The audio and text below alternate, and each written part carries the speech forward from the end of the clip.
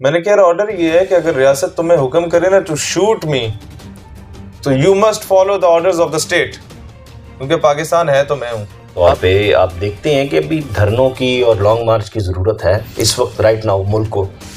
देखें, धरना और लॉन्ग मार्च हर बंदे का जमहूरी हक होता है, और रियासत का भी हक होता है वो उसको रोके, वो उस पे जो मर्जी करे। हमने जब भी धरने दिए हमारे ऊपर शेलिंग हुई, हमारे ऊपर गोलियां चली, हमें गिरफ्तारियां हुई, हमें दहशतगर्दी के पर्चे हुए, खान साहब ने किए।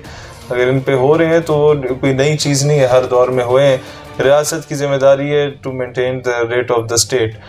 मैं जब पहली बार गिरफ्तार हुआ था, फवाद चौधरी साहब ने कोई 7-8 गाड़ियां पुलिस की भेजी थी मेरे गांव में मस्जिद वजीर खान वाले केस में गिरफ्तार करने। तो आई रिमेंबर उस वक्त जब उन्होंने लोकल पुलिस ऑन बोर्ड ली तो 1-2 मेरे स्टूडेंट्स थे, मुझे मिले, उन्होंने कहा सर हम बहुत शर्मिंदा हैं कि हमें यहाँ आना पड़ा, लेकिन आप बताएं क्या ऑर्डर है हमारे लिए। मैंने कहा ऑर्डर ये है कि अगर रियासत तुम्हें हुक्म करे ना टू शूट मी, तो you must follow the orders of the state, क्योंकि पाकिस्तान है तो मैं हूँ। मेरी जो भी अना है वो सब कुछ पाकिस्तान के ऊपर कुर्बान है। तो जो भी मामला होगा, हम गए, गिरफ्तार हुए, 2 दिन बाद रिहा होके जेल के बाहर ही खड़े होकर तकरीर की। फिर मैंने ललकारा अपने दुश्मन को। लेकिन ये है कि आपने अब इदारों में बगावत तो नहीं जगानी ना। बेशक, उनकी तो एक रिस्पॉन्सिबिलिटी है भाई, जो उनको ऑर्डर है they have to follow them. अब उसमें ये तो नहीं है कि उनकी पर्सनल लाइकिंग या डिसलाइकिंग में हो। अब वो जो पुलिस वाले आए थे वो सारे रास्ते में इसी को गालियां निकाल रहे थे, मुझे दुआएं दे रहे थे, लेकिन उनको ऑर्डर था, they have to follow the order. तो इसीलिए मैं एक चीज़ हमेशा कहता हूँ कि खान साहब को जिससे इख्तिलाफ है उसको जो मर्जी ले ताड़ें, लेकिन कोई ऐसा बयान ना हो जिस तरह शहबाज गिल साहब ने बगावत की बात की, वो रियासत को नुकसान पहुँचाता है, उसके बयानिए को नुकसान पहुँचाता है, और उसके बाद जगहसाई होती है हमारी रियासत की। सही, इन्हीं जख्मों के साथ अगर चल के आ सको तो आओ। तो खान साहब की जो जख्म है वो भी काफ़ी ज़ेरे बहस है इस वक्त, वो पट्टी खुलना और वो सारा, हम इज़हार हमदर्दी करते हैं नहीं, आप एक चीज़ का क्रेडिट उसे दें, 70 साल की उम्र में अगर वो गोलियां खा के चल रहा है ना सर, 70 साल के 40 साल के बंदों से अभी चला नहीं जाता। नहीं, उनका फिटनेस लेवल तो है, वो है, उसका मोटिवेशन लेवल भी है, ये क्रेडिट उसे देना चाहिए। देखें, जहाँ मेरा इख्तिलाफ है ख़ानदानी बंदे का ज़र्फ ये होना चाहिए कि सियासी इख्तिलाफ को सियासत तक रखे और उसकी ज़ातियात में कभी ना आए। और मैं हमेशा उसको एक क्रेडिट दूंगा कि उस पाकिस्तान का ब्राइट फेस रहा है, वो कभी पाकिस्तान को उस तरीके से उसने बेआबरू इंटरनेशनल स्टेजर पे होने नहीं दिया, लेकिन इस वक्त उसके बयानात मुल्क को नुकसान पहुंचा रहे हैं। जी, मैं उसी तरफ अगला आ रहा था कि अब सऊदी दौरा मुलतवी हुआ, चाइना की तरफ से बयानात आ गए, अमेरिका की तरफ से बयानात आ गए। अब इंटरनेशनली भी तो आप देखें, आप अपने पड़ोसियों से लड़ कर तो नहीं ना जिंदा रह सकते। देखिए, मैं आपको एक बात बताऊं, ये मियाँ बरादरान की एक सऊदी वली आए थे, आ भी जाता तो उसने कौन सा आपको वो हीरो में तोल देना था, हीरो में तोलना था, नवाज शरीफ के होते हुए, शहबाज शरीफ के होते हुए, इन्होंने नया ही कोई चंद चाड़ना था। लेकिन अलबत्ता ज़ाहिर है आपने दुनिया में, मैंने जैसे अर्ज किया था, सर्वाइव करना है तो उसके लिए आपके तमाम ममालिक के साथ अच्छे रवाबित होना बहुत ज़रूरी है। और चीन हमारा दोस्त है और उसको नाराज़ करना मैं नहीं समझता कि आप सपोर्ट करते हैं धरने को।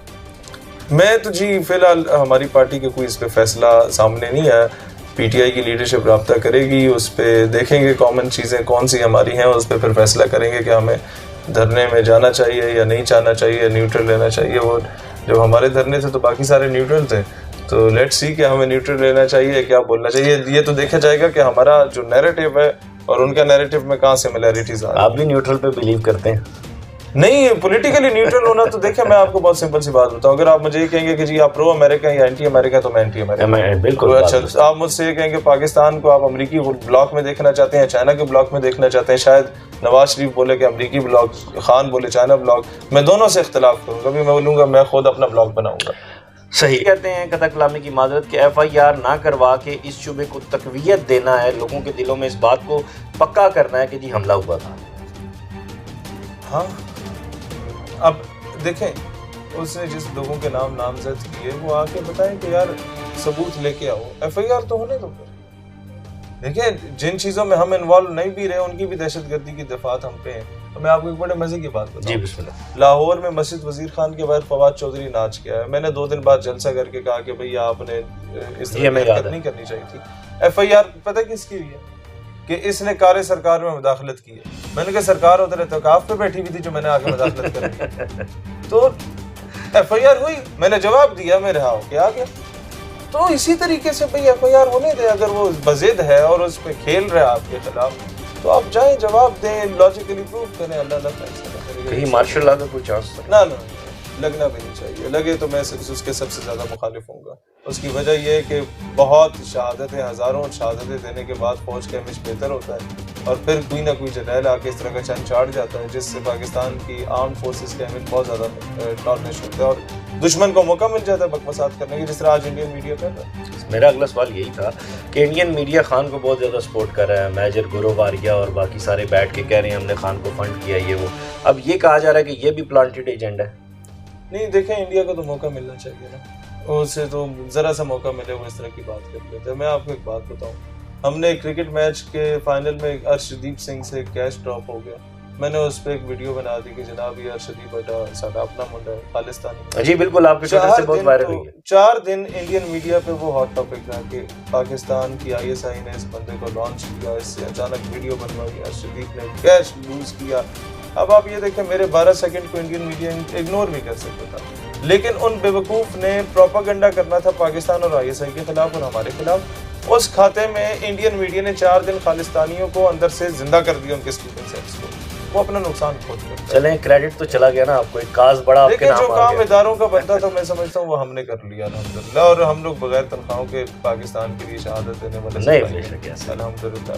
तो ये हमारा फर्ज बनता है, हम कम से कम मोमिन हो तो बेतैग लड़ता है। बेहतर जाते जाते, और ये 5th जनरेशन वॉर है जो हम लड़ रहे हैं। जी और बगैर DGI SPR के कहे लड़ रहे हैं, ये हमारी रिस्पॉन्सिबिलिटी बनती है। बिल्कुल ऐसे ही है, बिल्कुल ऐसे ही है। जाते जाते पाकिस्तान के नौजवानों को, शाहीनों को क्या? सर मैं तो वही पैगाम दूंगा जो हमेशा देता हूँ कि अगर आप लोग चाहते हैं पाकिस्तान को सर्व करें, पाकिस्तान का निज़ाम तब्दील करें, तो आज से तैयारी करें और ISSB के इम्तहानात दें, be a good army officer, एक अच्छा ब्यूरोक्रेट बने, CSS के इम्तहानात दे के जुडिशरी का निज़ाम बेहतर करना चाहते हैं। तो आज अगर आप कहेंगे जुडिशरी ख़राब है तो आप पे लग जानी है तौहीन अदालत, तो उससे बेहतर है तैयारी करें और अच्छा जज बन के खुद इंसाफ के फैसले करें।